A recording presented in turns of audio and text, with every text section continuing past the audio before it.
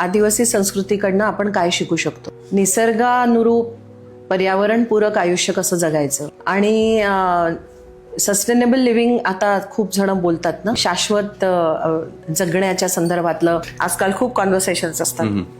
आणि आदिवासी समाजाने ते तसंच जगतायत. आदिवासींमध्ये म्हणजे आपण मानवाला सर्वश्रेष्ठ मानतो नाही का, आजकाल ती भूमिका असते की नाही आपण आधी आहे, माणूस आधी आहे.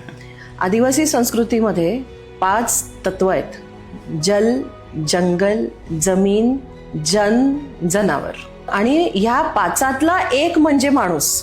म्हणजे त्यांच्या दृष्टीने मानवाला फक्त 20% महत्व आहे ह्या सगळ्या इकोसिस्टम मध्ये. आणि म्हणून त्यांच्यासाठी पाणी महत्वाचं आहे, त्यांच्यासाठी जंगल महत्वाची आहेत, त्यांच्यासाठी जनावरं महत्वाची आहेत. ते इतकं प्रेम करतात, ह्या सगळ्या पंचतत्वावरती खूप प्रेम करणारी माणसं आहेत.